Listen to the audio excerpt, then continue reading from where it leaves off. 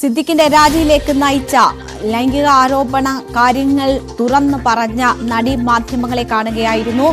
നിയമ പോരാട്ടം അത് എളുപ്പമല്ല എന്ന് പറയുന്നു. നമ്മളുടെ നിയമ സംവിധാനങ്ങൾ അതിലൂടെ കടന്നു പോകുന്നതിന്റെ ഒരു ബുദ്ധിമുട്ട് എത്രമാത്രം എന്നത് ആ പെൺകുട്ടിയുടെ വാക്കുകളിൽ നമുക്ക് മനസ്സിലാകും. വനിതാ കമ്മീഷനടുത്ത് പോയാൽ പോലും ചിലപ്പോൾ അനുകൂലമായ സമീപനങ്ങളോ പെരുമാറ്റമോ അവിടെ നിന്ന് ഉണ്ടാകില്ല. അതൊക്കെ വലിയ ബുദ്ധിമുട്ടേറിയ കാര്യമാണ് തന്നെ സംബന്ധിച്ച്.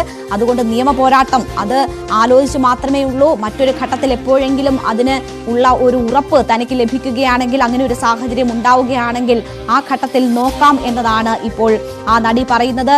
എന്തായാലും മാറ്റത്തിന്റെ സൂചനകൾ എന്നത് വലിയ പ്രതീക്ഷ നൽകുന്നു എന്നത് അവർ പറയുന്നു. സിദ്ദിഖ് വലിയ ക്രിമിനലാണ്, ഒരുപാട് സ്ത്രീകളെ ഉപദ്രവിച്ചിട്ടുണ്ട്. തനിക്ക് മാത്രമല്ല, ഒപ്പം അവിടെ ഉണ്ടായിരുന്ന മറ്റ് ജീവനക്കാർക്ക് പോലും അത്തരം സമീപനം അല്ലെങ്കിൽ ആ രീതിയിലുള്ള ആക്രമണം നേരിടേണ്ടി വന്നു എന്നതാണ് ആ നടി സൂചിപ്പിക്കുന്നത്. എന്തായാലും അമ്മ ജനറൽ സെക്രട്ടറി സ്ഥാനത്ത് നിന്ന് മാത്രമാണ് സിദ്ദിഖ് രാജിവെച്ചിരിക്കുന്നത്. സിദ്ദിഖിനെതിരെ നിയമ നടപടിക്ക് സാധ്യതയുണ്ട് എന്ന വിവരങ്ങളാണ് വരുന്നത്. കേസെടുത്ത് അന്വേഷിക്കും എന്ന തരത്തിലുള്ള വിവരങ്ങൾ വരുന്നു.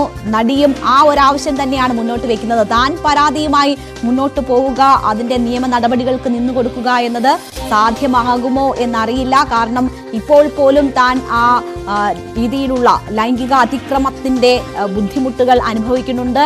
തന്റെ എല്ലാ അവസരങ്ങളും നഷ്ടപ്പെട്ടു. തന്റെ ജീവിതം സ്വപ്നമൊക്കെ ഇല്ലാണ്ടായിരിക്കുന്നു. അതിനുശേഷവും അതിന്റെ മാനസിക ശാരീരിക പ്രശ്നങ്ങളിൽ നിന്ന് താൻ പൂർണ്ണമായും മുക്തയായിട്ടില്ല. തനിക്കൊന്നും നഷ്ടപ്പെടാനില്ലാത്തത് കൊണ്ടാണ് ഈ ഘട്ടത്തിൽ വീണ്ടും തുറന്നു പറച്ചിലിന് സന്നദ്ധയായിരിക്കുന്നത് എന്നതാണ് ആ നടി പറയുന്നത്. അതേസമയം ചലച്ചിത്ര അക്കാദമി ചെയർമാൻ സ്ഥാനം രഞ്ജിത്ത് രാജിവെച്ചിരിക്കുകയാണ്.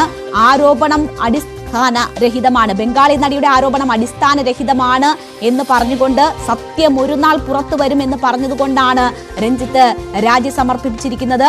ഒരു നാൾ സത്യം ലോകമറിയും എന്ന ഇമെയിൽ സന്ദേശത്തിലൂടെ രാജി പ്രഖ്യാപിക്കുമ്പോൾ അത് രഞ്ജിത്ത് പറയുന്നു.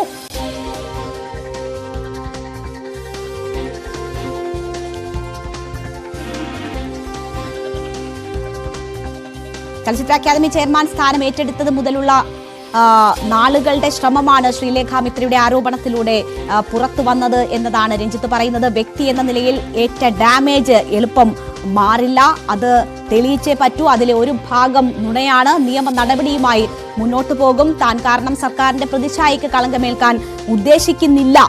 തന്റെ സ്വകാര്യതയാണ്, മാധ്യമ ക്യാമറയെ അഭിമുഖീകരിക്കാൻ ഇല്ല എന്നുമാണ് ഇപ്പോൾ രഞ്ജിത്ത് പറഞ്ഞിരിക്കുന്നത്. എന്തായാലും